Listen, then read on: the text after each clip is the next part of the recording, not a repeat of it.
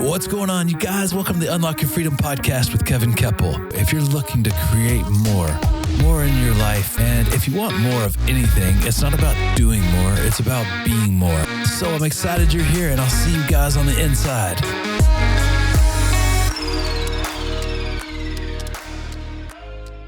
So what you do is pretty unique, obviously, Brian. So how did you ever get started in that? Fluke circumstance.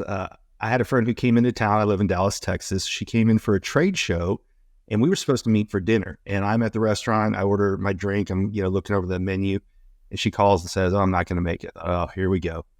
She said, No, I'm not going to make it because I want you to come over to the event and meet a speaker. I'm like, "No, I'm already at the restaurant. You didn't let me know ahead of time." I was being kind of pissy. And she said, no, you need to come over here. I'm like, why?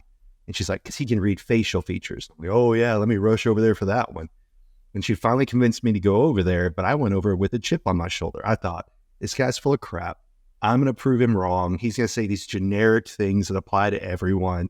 You've had a hard time in life. Somebody whose name starts with M, you name it. So I went over there just guns blazing. I was ready to just knock this guy down. And instead, we sat down at a dinner table, and he broke everyone down to a T, including me. And I was instantly, I didn't say anything other than I introduced myself. And once he did it, I realized, wait a minute, this is a proactive skill. This isn't something that you have to wait for them to take a DISC assessment or you have to watch body language. It was literally how to understand people. Either proactively, you can go look them up on LinkedIn, social media, or the minute you meet them, you just do it quick, top to bottom, left to right. And you understand enough to speak their language and understand who they are. And so I was instantly hooked. I bought his material. I would drive from Dallas to Fort Worth, which is 45 minutes to an hour each way, twice a month, to take group classes with him. And then I got certified in 2012. So I met him in 2010, studied with him for a year in 2011, certified in 2012.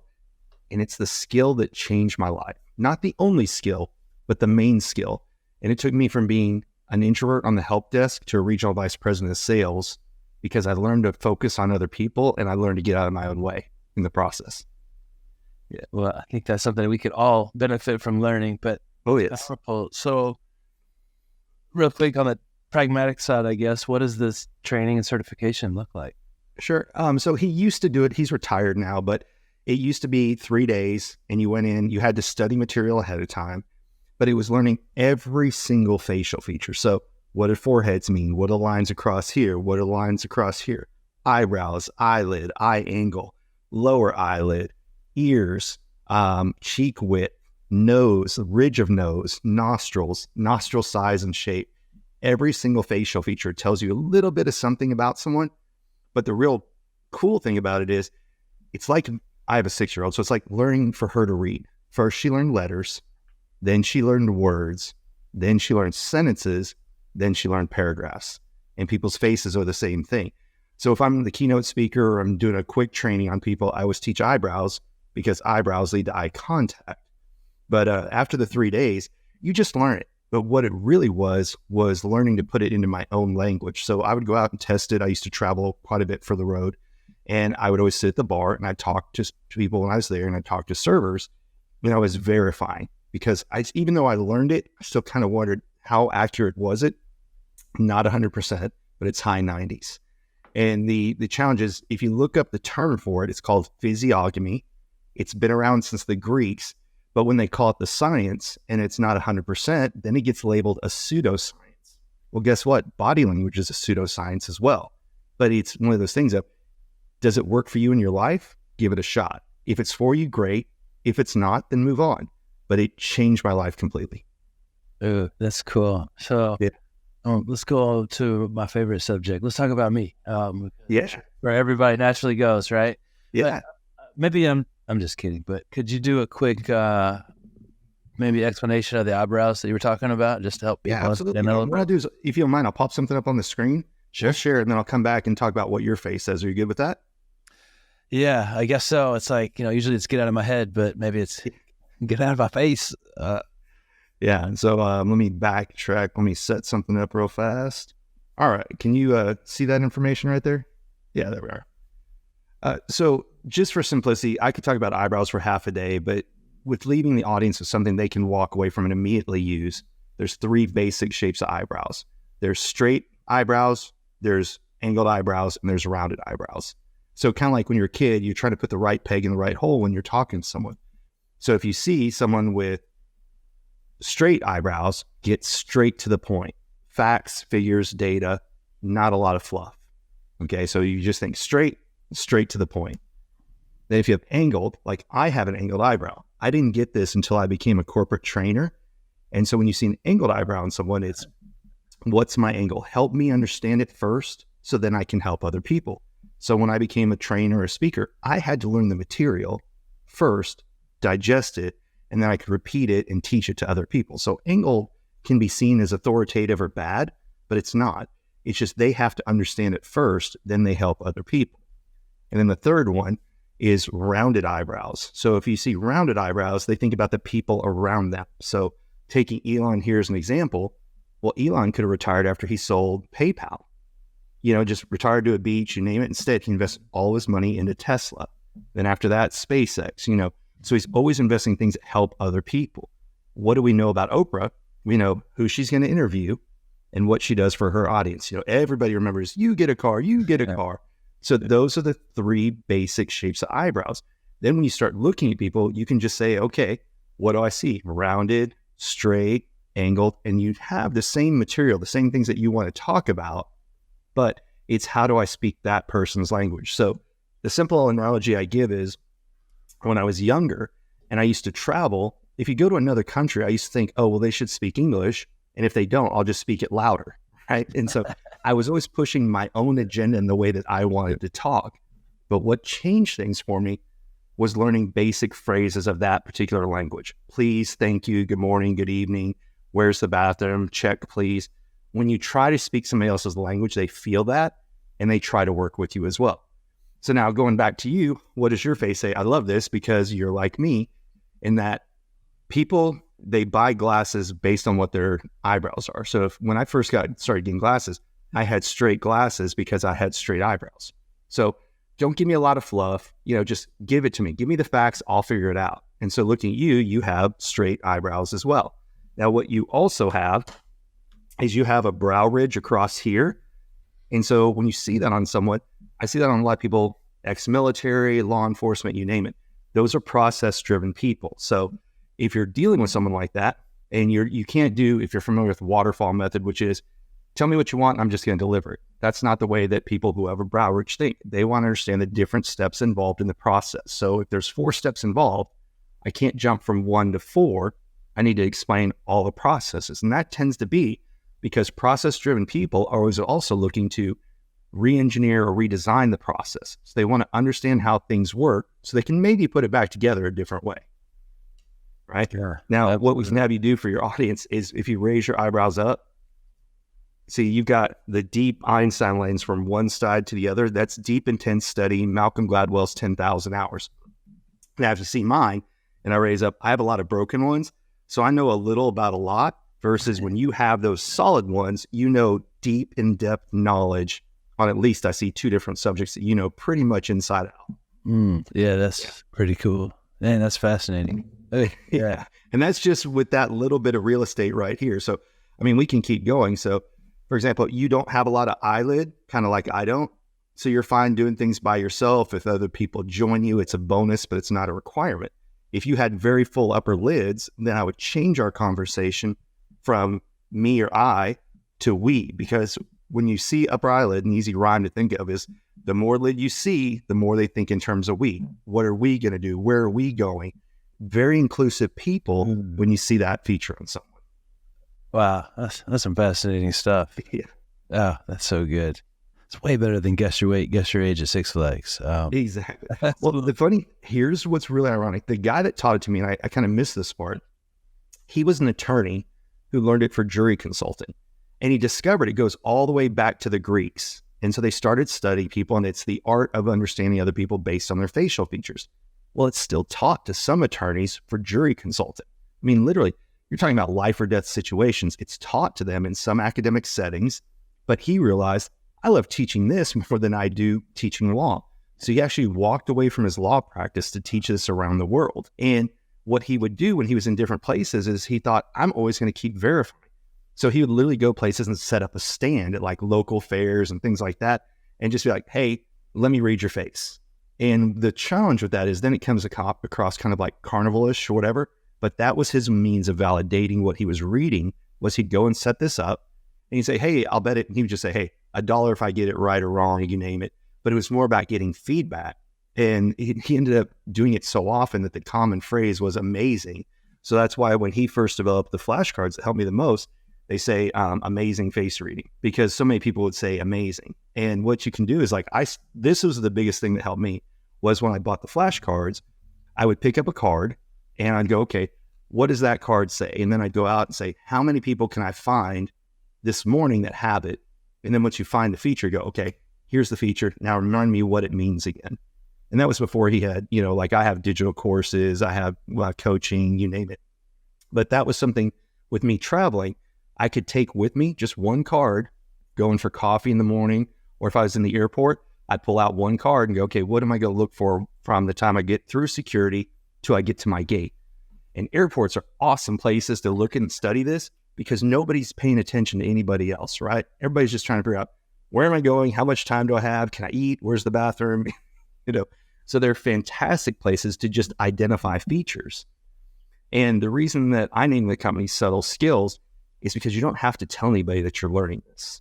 I didn't tell anybody for almost a decade that I did this, but I used it and I tested it. The only time that anybody knew what I knew is if I was teaching them how to do it. So, very cool. Yeah, that's amazing. So before we dive into really how you serve people with this, what about the mouth? Like what kind of things can people look for on that specifically? Sure. Mouth, there is a whole variety, but we'll go lips first and then mouth shape after that. So we talk about faces quite a bit. So for example, if you're having a tough time and people want you to like, let's say you're being over emotional, right? Then people will say, hey, keep a stiff upper lip. And that means like be stoic. Don't share your emotions, kind of rein it in. Well, when you see somebody with a flatter upper lip, that's exactly it. So if let's say you're selling them something, you can almost keep it strictly transactional, because if you start asking them a lot of questions, they're going to go, whoa, why are you asking me so many questions about me?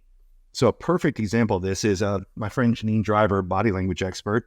So this is her book, You Say More Than You Think. Fantastic book. This is a body language book about what does your body language say about you to other people. So you can find a lot of books out there about reading other people, but this one is take a look at yourself and how you're presenting yourself to others. So Janine will get up on stage. She will share so many personal stories. Sometimes she overshares personal stories, but when she gets off stage, you can ask her anything about body language. But if you ask her a lot of personal questions, she's like, whoa, why do you need to know that? So she has a flatter upper lip. So if you see a flatter upper lip, it's basically keep it business until they share something personal in that conversation. Then it's game on. So that's the upper lip. And that's also the reason why the number one plastic surgery right now in the US is lip enhancement.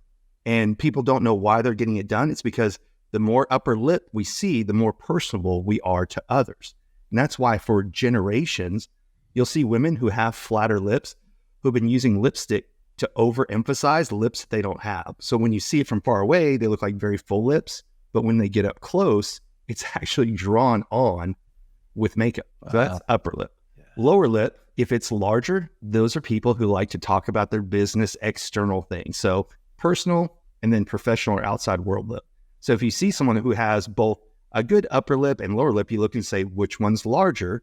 And then you determine what kind of questions do you ask them. And so if they've got a very large lower lip, then it says it's like the gift for gab. And you ask them a lot of questions about work. Hey, what do you do? Tell me what you do for fun. Keep it not so much personal, but other things outside worldish. So that's just lips. People can also have a downturned mouth. And if somebody has a downturned mouth, they've experienced a lot of disappointment. And so what happens when we're sad? You frown. Well, there's 42 muscles in the face. The mind creates movement. Movement creates muscle. So if you remember, our parents told us growing up, don't make that face or they'll get stuffed that way. There's actually some truth to that. So I was talking to a law enforcement officer yesterday, and he was pretty high up in their organization, and he had a downturned mouth. And I said, what that means is You tend to have been let down quite a bit. So when people come to you with these good ideas, you're like, yeah, okay, we'll give it a shot.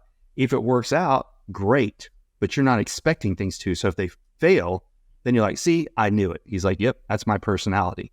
And what's crazy about that is you can take someone who's in an unhappy relationship and they frown a lot, but then all of a sudden they get out of a personal relationship or professional relationship, and then they start smiling all the time. And literally you can go from a downturned mouth to an upturned mouth with enough smiling. So our faces are constantly evolving and adjusting based on what you experience. So there's two things that there's two parts of who we are. There's genetically, what did we inherit from our parents, grandparents, you name it. But then from the moment we're born, 40% of our face and body is a result of epigenetics. So if you look up epigenetics, it's outside sources or things that can actually impact you down to the DNA level. So if you are born into an environment, you can take identical twins, same genetic code, but different life experiences, and they'll have different faces, just subtly, but their faces will be different. So let's say one was really good at academics, one wasn't. One was really good at sports, the other one wasn't. Or one of them had a fantastic romantic relationship, the other one felt alone.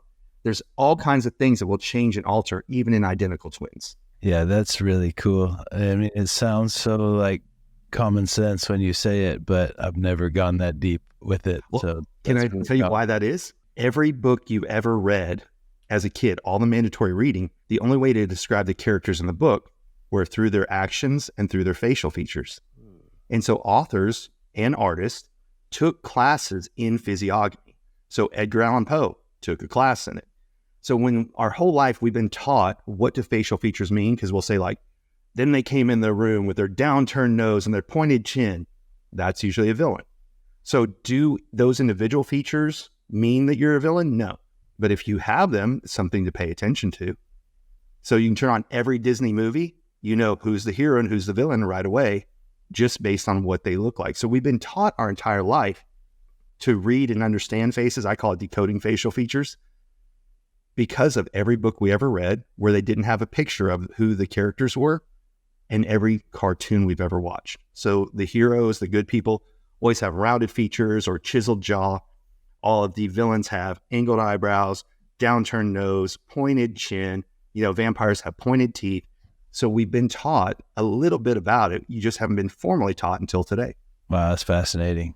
Yeah. I know a lot more than we think we do, obviously. So Yes. What do you do to serve people with this? I know you speak and you coach and obviously I'm a podcast guest, but what else? Yeah.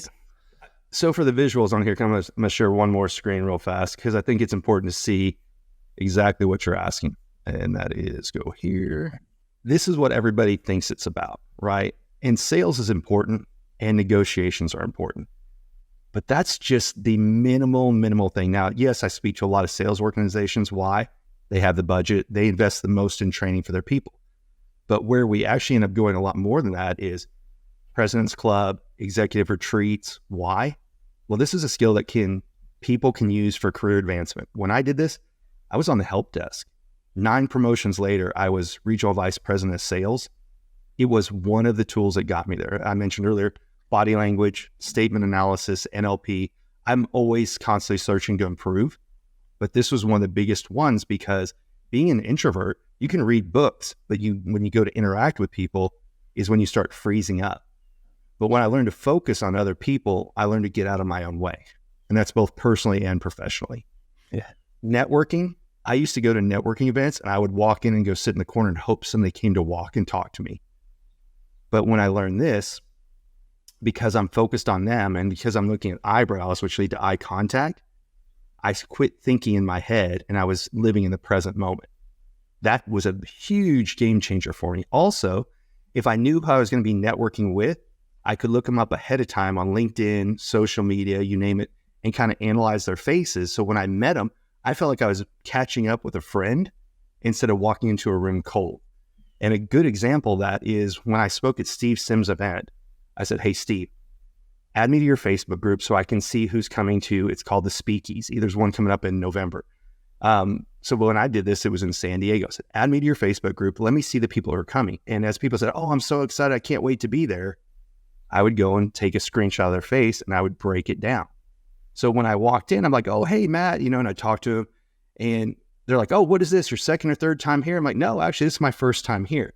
So the secret about Steve's is they never tell you who the speakers are or where the venue is until like the day before the venue, because you have to know where to show up. But the speakers sit in the audience with the attendees, and you never know who's going to get up to talk. So I went and made friends with people because I got to study them before I showed up. So it was kind of like you get there, but you don't feel like you're walking in unprepared, if that makes sense. Yeah, absolutely. And, yeah, I was going to say, I'm definitely an extrovert, but I have introvert tendencies. So yeah, if I had a little it's cheat the sheet. biggest thing that changed for me. Body language is fantastic. The challenge is body language is only good as a reactive skill, because body language, you pay attention to the baseline first and then what changes afterwards. This is something you do ahead of time. So Janine Driver and I have a course called Read the Face, Read the Room, where you go in and talk about how do I proactively prepare to meet with these people? Do I know, are they auditory, kinesthetic, you name it? And then Janine teaches, what do I need to look out for in terms of micro expressions of body language once you're in the room? So that's why it's kind of a universal skill. But the last two that you see here is hiring and recruiting. So these numbers are from the SHRM, HR, basically statistics. It takes on average $30,000 to $45,000 to hire somebody new when someone leaves. That's just an average across the nation based on a $60,000 a year salary. But it's $1 trillion problem to businesses in terms of loss of productivity when somebody resigns. So the cool thing about this is we start off teaching it to sales, then they understand, wait a minute, this can apply to team building, team bonding with coworkers, or if you're a new leader or you're a manager, how do I understand my employees differently? Because that's the big problem right now during the Great Resignation is people don't want to be a number anymore. It's not just about the paycheck, it's who I am as a person. And so when you can learn to start treating people according to what their face says, that's acknowledging them and saying, I don't treat everyone the same. I may have goals and financial models that I hope you hit, metrics, KPI, whatever term you want to use, but I'm still talking to you as a person. And you can look at things like somebody's cheeks are inset, they're more like a sprinter. Go, go, go, take a break. If somebody's cheeks are wider, then they're more like a marathoner. They can go, go, go, pull an all-nighter. And so what you look at is, what does my face say about me? And then am I trying to push my expectations onto them, or can I learn to understand them based on their face? And I say, with the face comes grace. So then you're treating them based on what their face says about them, which is a reflection of how they take in and process information. How do they handle criticism? So, for example, chin size, the larger chin, we say take one on the chin. So somebody's got a good, strong chin, we say they can take one on the chin. You don't have to walk on eggshells. Somebody who has a smaller chin, when you're giving criticism, it sounds like you're screaming at them the entire time. So you learn with somebody who has a smaller chin to use the sandwich technique. Here's something good. Here's an area of improvement. Here's something good again. So that's where it really starts coming over to employee satisfaction and customer satisfaction. So while sales is important to get the customer in the door, we all know the best way to keep a business running is to keep your existing customers there. So what are you doing to enhance relationships once they become your customer? Wow. That's powerful stuff, man. That's fantastic. So what's next for you? Where are you growing towards? Because it's obviously a perpetual learner and always evolving to. Sure. So I could use this skill for personal gain from 2010 to 2022. And then I reached out, I decided I wanted to start speaking. I left corporate America after 21 and a half years. Truthfully, I got fired.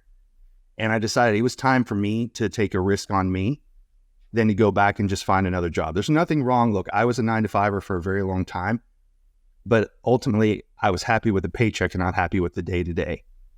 And I decided to take a gamble on myself. And that once I started putting myself out there, it's kind of funny how the universe, they say, conspires to work with you if you put things out there. And so I went from no speaking gigs to, some months are slow. Some months are busy. Like October, I have something every single week, including a wedding in there too. But, I speak to law enforcement, salespeople, automotive. I taught teachers who, if they have to work, they work with problem students to help get them reintegrated into the classroom. Well, even though they know the students very well, they have to convince the other teacher who actually runs that classroom Why should I let this kid back in? Because they're worried about disruption to their own class. So how do you build relationships with all these people? So I speak to schools, you name it. The next big thing for me is I'm focusing more on executive retreats, president's clubs, things like that, because I've been on big stages, Brad Lee's stage, Steve Sims, Greg Reed, with some pretty impressive people. You know, it's funny. The first speaking gig I ever had, there was a guy there named Alex Hermosi, and nobody knew who he was. And to see where he is now, I'm like, I should have sucked up more to that guy. Yeah, he's doing already. Yeah. Yeah, man. I was actually just reading $100 million leads earlier. I'm up to, how far are you in the book? And I think I'm at I don't know if the chapter's on referrals, but he's talking about referrals right now and like current customers and basically what you just shared around how, taking care of your existing customers. So I will tell you, I'm up to the stage where it's talking about hiring out to an agency. And then after that's going to be affiliates. I'm going to skip the agency chapter because I'm not there yet, but I'll definitely be going to the affiliates chapter, which is the one after that. I started putting in notes, and I'm going to find them real fast while we're talking, about what I'm going to put into my slide that's based on Alex Hermosi. So I know it's page 118 and 119 when I'm looking for it. He says, page 118 and 119 is before you reach out to your clients, you need to be doing research about them and find out things about, that's what I'm teaching, right? And then perceived risk on page 141. So on these, I've got, page 118, 119 quotes from Alex. I'm going to put in my PowerPoint, 138, 139, then page 141. So I'm actively going like, this is just reaffirming what I want people to learn, right? This is what changed my life. I had a good life that was a sad life at the same time, meaning I had friends, I had family, I had what looked like a career, but I was in the prison of my own mind because I didn't feel like I knew how to communicate with other people. And this is what changed it for me. So am I still an introvert at times? Oh yeah. But I have a way to get out of being stuck in that moment. And that's what really changed it for me. Yeah, that's so powerful too. And what a cool gift to share with other people because like connection is like one of the most fundamental needs we have as humans, like to see other people and to be seen by them. Exactly. There's 4 basic human needs: physical safety, emotional safety, people want to feel seen and heard, and people want to feel connected. Can't help with the first 2. But the second 2, that's what this skill does. And again, it's a skill. I can't beat this up enough. So my favorite guy here, I got my little Batman, because Batman has different things in his utility belt, right? It's not just one thing that he learned. And that's the way I feel about this skill. Yeah, very cool. So I know people listening are going to want more. So where do they go to get more? Sure. So I'm going to give a few different websites and I'll tell you the reason why. The company's name is Subtle Skills, so SUBTLE, skills.com, but nobody can spell that. So even though I bought the different misspellings of it, if anybody wants a cheat sheet of the things we discussed today, you can go to getthecheatsheet.com. If you want to see the website, you can go to decodetheface.com. And either one will get you. The Get the Cheat Sheet will literally give you my contact information and a cheat sheet that covers eyebrow height, shape of eyebrows, eye angle, and upper lip. And then, you can learn more about the company and everything else. And then Decode the Face just goes to subtleskills.com, which is all the other services I have. Awesome. And definitely take advantage of that free gift because I was checking it out earlier. It's amazing. So worth the price of admission, right? So yeah, I see a bunch of books on your shelf back there. We talked about You See More Than You Think. Right. Janine's You Say More Than You Think by Janine Driver. So that's the one of what does my body language say about me to you, right? Then I think everybody knows this one here. Chris Voss's Never Split the Difference. I think that one is definitely a read for anybody who has to negotiate, meet new people, you name it. Then I have a new one I'm in the middle of. This one for me is harder, but Mind Reader by Daniel Lieberman. He's written several books, including like Never Be Lied to Again. This is about statement analysis. So people will say things that tell you kind of where are they mentally. Like, for example, let's say Janine. If I first said, oh, I was talking to Janine the other day, is different from, well, when I was speaking to Miss Driver the other day. Or if I was speaking to that woman, those are getting close to her as Janine. Mrs. Driver's a little bit far. And us speaking to that woman is like saying, I despise her, right? And so when you listen, people will, through their conversation, email, text, will tell you what's going on in their mind. And that's what that book's about. But it's pretty far down the rabbit hole. That's really good. If you want to know more about speaking, understanding people a lot better, he's not new on the scene, but he's new in the speaking world in terms of generic stages versus company events. And that is Rene Rodriguez, Amplify Your Influence. And he is a rock star. He was just in Dallas 2 months ago, and I attended his Amplify Live. It's 2 days where they help you craft and perfect your message of what do you want to say? How do you intertwine stories? What's the proper body language to use when speaking? And it's all backed in neuroscience. So it's not just his opinion. He gives you case studies and explains things. If you've never seen him, you should definitely follow him on Instagram. The knowledge he drops is absolutely insane. As a matter of fact, I did a training for his group on Tuesday over some of what you saw in the PowerPoint here. And I'm actually going to attend as an attendee. He's going to be here in Dallas on October 26th.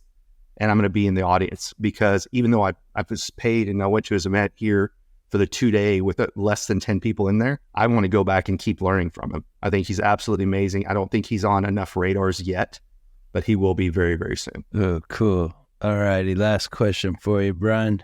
Yeah. What's something I could have asked that you would love to share about that I didn't ask? I'll share a story with you that really drives this point home. I went to a wedding in Jekyll Island 2 years ago, and the server came over and his name tag said Hungarian. And I'm like, wait a minute. Okay, I've been to Budapest. I get on my phone because remember, I learned basic phrases. And when he came back over, I said, Köszönöm. He said, what? I said, well, I wanted to say thank you for taking care of our table. Now that took 2 seconds for me to get on my phone. Then that was followed up with a 2-minute conversation about what I liked about Budapest, but it changed him as a person. So my drink was never empty the rest of the night, but neither was the other 3 tables he took care of because we took 2 seconds to make him feel seen and heard. Right now, we live in a society that's very much self-absorbed. We're not paying attention to people. This device absolutely is amazing. It connects us to the world and disconnects us from each other. And so I think if you were to ask me what's important now more than ever is getting back to face-to-face communication, getting back to giving people your time and attention. Because even when I'm talking to people, it drives me nuts. Like Steve Sims gave me an Apple Watch. I turned off all the notifications almost immediately because I noticed other people when I'm talking to them, like, yeah, and that's no different than pulling your phone out. Just because it's on your watch doesn't make it any less, that rude to a degree of give people time and attention. Focus on, there's a good saying that says, be where your feet are. And I would add to that, but be in the conversation you're having, right? Don't get distracted from things. And when you learn to focus on other people, the cool thing, when you want to learn this skill, the absolute best place to practice it on are the people everyone else ignores or is rude to. Servers, gate agents at airports, and hotels. I get free food and drink at a lot of different places because I teach them the skills so they can make more money with other people, but then it becomes a game. And I do it when I talk to the coffee person. There's people who love to buy the next person's coffee, but that's affecting one person. If you treat the barista and you take an extra 5 seconds, ask them how their day is going, how are they doing, focus on them and literally focus on it. Then they're nice to every single person behind you for a while until they get an a-hole customer. Yeah. And so that's the whole thing is if you start paying attention to other people, people are starved for attention. People are starved to be seen again. And you have the ability to create that affirmation. If you get something out of it as a bonus, great. But if you just make them feel seen and heard, you'll change their day and maybe change their life. Oh, man, that's great advice. Well said. That was a great place for us to wrap it up, too. I know you've got lots of things to do in your quest to connect the world. So really cool. And I appreciate you coming on and sharing with me. Thanks for being here and just the way you showed up, man. Yeah, Right. absolutely. Here's what I love about it. We were introduced randomly, right, through Casey, I think, right? And you never know who you're going to meet that turns into who else you're going to meet. So thank you for having me on today. It was a blast getting to share this information. I hope somebody follows up on it. It's what changed my life. So thank you for having me. And it was my pleasure. All righty, you guys. See y'all next time. Yeah. Bye, everybody. What's going on, you guys? Welcome to the Unlock Your Freedom podcast with Kevin Kepple. If you're looking to create more more in your life. And if you want more of anything, it's not about doing more, it's about being more. So I'm excited you're here, and I'll see you guys on the inside.